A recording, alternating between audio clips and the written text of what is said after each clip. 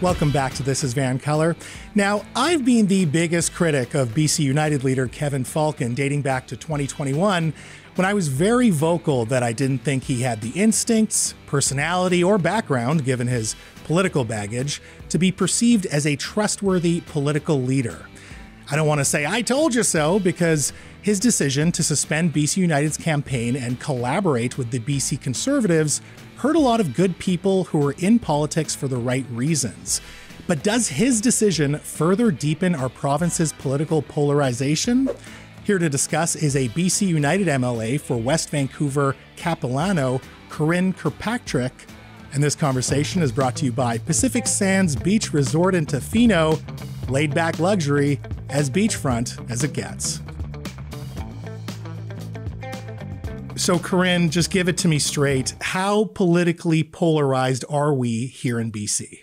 It's very concerning because we lost when BC United and BC Liberal folded, or we're still not really sure what it did, but had joined forces with the Conservatives. We really lost any middle that we had. There's no center party here. And I think really the representation of most British Columbians is center.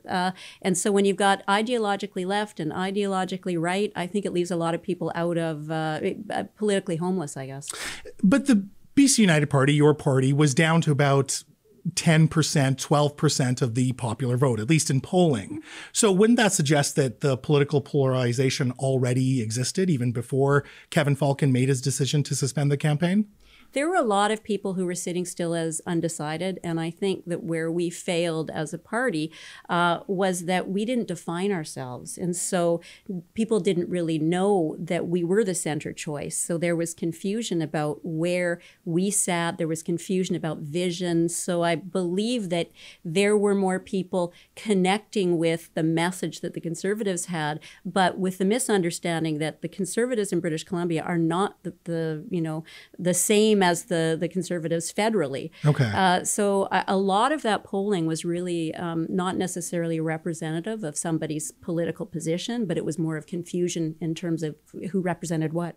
So you are saying that the leader, Kevin Falcon's decision to suspend the campaign for BC United has effectively made us more polarized in BC. It's gutted the center. And so, you've got a lot of federal Liberals who are completely disenfranchised, who would have found a home with BC United because they didn't want to vote for the NDP. They were not going to vote for the Conservatives. But now they're feeling either they have nowhere to go or they're going to move over and they're going to vote this time with the NDP. So it's very divisive. And the issues and things that we're talking about in politics is very divisive. So I think we should be in the center. We're focusing on housing, homelessness, cost of living, environment. Like there's so many things that are really important to people. But when you've got an ideological party on the right that is, talking about things that are very divisive, that aren't really, people don't wake up in the middle of the night in Vancouver worried about, gender identity. They wake up thinking, how am I going to pay my mortgage? How am I going to find some place to live?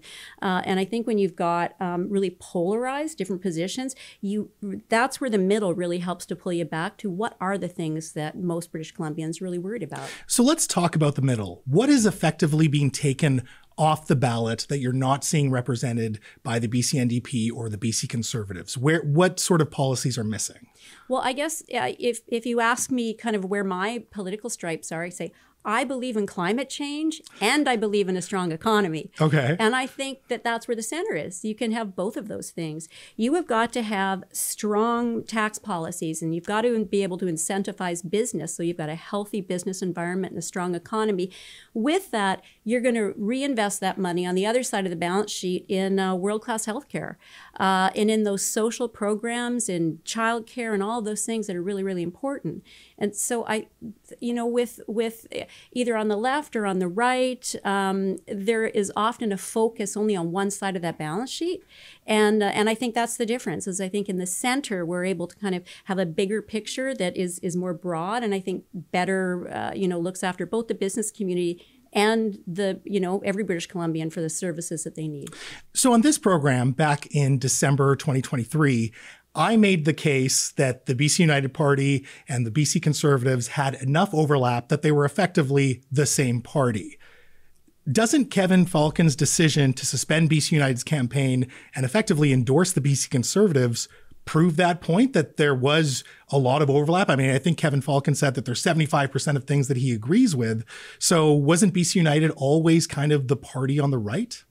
It was the center, the center right. And I'll say in British Columbia, I mean, I always had, there was no party that I could put myself right in the middle and say, I agree with everything that they're doing. And so for me, it was the best fit because I'm progressive. I come from a background where, we worked in affordable housing and supporting women coming out of domestic violence. And so I have that, but I also have running a business and those types of things. And so there was overlap, but there was enough that was in the center that I was comfortable with it.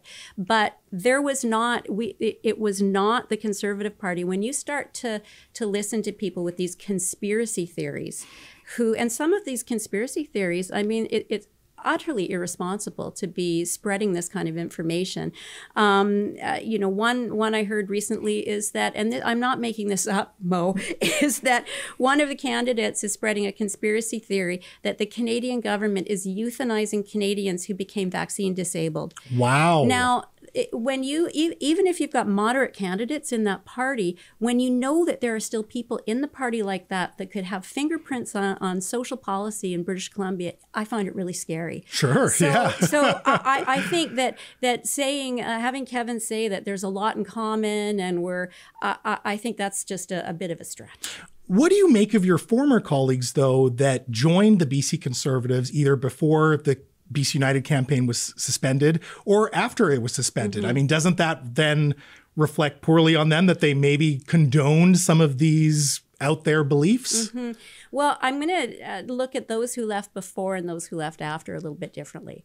Why is that? Well, those who left before, I think, were more motivated by, rather than values and principles, it was based on polls and where am I going to personally have the most success. And they left where there were a lot of colleagues that were still there that they left behind. And now there's 3 of the BC United MLAs that have gone over to the Conservatives. I hold all 3 of them in very high regard. I feel that they didn't leave the party left them. And they are people who have always been committed to their community. So I don't like it, and it wouldn't have been my decision, and it wouldn't be the decision of everyone. But I do hold those people in high regard and felt that in many ways, if they wanted to still serve their community, it was really the only opportunity. And I'm thankful that there are some people over in that party that don't keep me up at night. Sure. Now, sometimes in life, we just have a binary choice. And I think it's almost idealistic to believe that one political party is going to perfectly encapsulate someone's values. So for someone like you, or for voters who were still loyal to BC United, what should they do if they have red lines with both the BC Conservatives and the BC NDP? If there is really a challenge in making a decision, then I really think you've got to look beneath the brand and look at who the people are. Look at their level of experience. Look at the things that they say socially, on Twitter, and try and find that place that you're most comfortable.